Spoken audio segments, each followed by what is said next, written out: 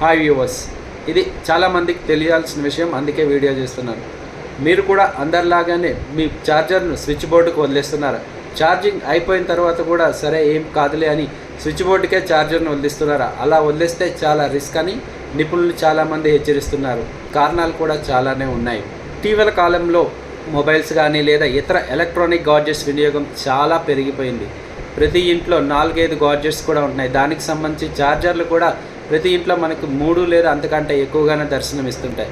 So చాలామంది ఏం చేస్తారంటే తమ ఫోన్ ఛార్జింగ్ అయిపోతే వెంటనే ఛార్జింగ్ పెట్టుకొని అలా స్విచ్ బోర్డుకే వదిలేస్తారు. స్విచ్ ఆఫ్ చేసాం కదా అని వదిలేస్తారు. కానీ అలా స్విచ్ ఆఫ్ చేసినా ఆన్ చేసినా స్విచ్ బోర్డుకి ఖచ్చితంగా ఛార్జర్ను వదిలేయడం అనేది మంచి పద్ధతి కాదు. దానివల్ల ప్రమాదాలు కూడా జరిగే అవకాశం ఉందని, ఇంకా చాలా నష్టాలు జరుగుతాయని నిపుణులు హెచ్చరిస్తున్నారు. ఇంతకీ ఏం జరుగుతుంది అంటే, సాధారణంగా మనం వినియోగించే కరెంట్ 2 రూపాల్లో ఉంటుంది. ఒకటి ఏసీ, 2 డీసీ. మన ఇంట్లో నిత్యం వాడేది ఏసీ కరెంటు. మన మొబైల్ లేదా ఇతర గాడ్జెట్స్లో ఉండే బ్యాటరీ డీసీ ఆధారంగా పనిచేస్తాయి.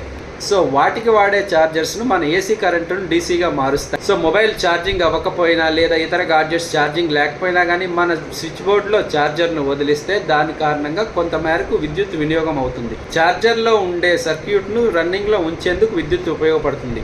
మిగతాది వేడి రూపంలో వృధా అవుతుంది.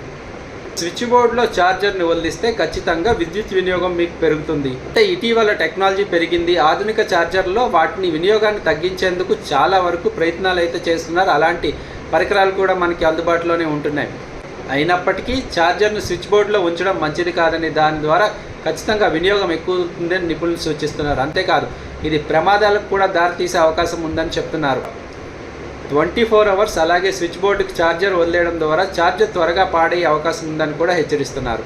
పూర్తి నాణ్యతతో కూడిన కాదైతే ఖచ్చితంగా పేలిపోయే ప్రమాదం కూడా ఉంటుంది. సో ఖచ్చితంగా అది ఎలాంటి ఛార్జర్ అయినా స్విచ్ బోర్డులో ఉంచకుండా తీసేయడం బెటర్. కేవలం ఛార్జింగ్లో ఉన్నంతసేపే ఛార్జింగ్ పెట్టుకొని తర్వాత స్విచ్ బోర్డు నుంచి ఛార్జర్ తీయడం బెస్ట్ అని చెప్తున్నారు. అంతేకాదు, మీ ఛార్జర్ స్విచ్ బోర్డులో ఉన్నప్పుడు వేడెక్కుతున్నా లేదా సౌండ్స్ వస్తే ఖచ్చితంగా దాన్ని మార్చుకుంటే బెటర్ అని, లేదంటే ప్రమాదాలు జరిగే అవకాశం ఉందని సూచిస్తున్నారు. అన్నిటికన్నా ముఖ్యంగా ఇంట్లో లేనప్పుడు, ఇంట్లోంచి బయటకు వెళ్ళినప్పుడు స్విచ్ బోర్డుకి ఛార్జర్ని ఎట్టి పరిస్థితుల్లో వదలొద్దని, ఇది చాలా ప్రమాదకరమని చెప్తున్నారు. సో ఇకపై ఖచ్చితంగా ఎవరైనా కానీ మీ ఛార్జర్ను అవసరం లేనప్పుడు స్విచ్ బోర్డు నుంచి తొలగించడం బెస్ట్ అని సూచిస్తున్నారు నిపుణులు.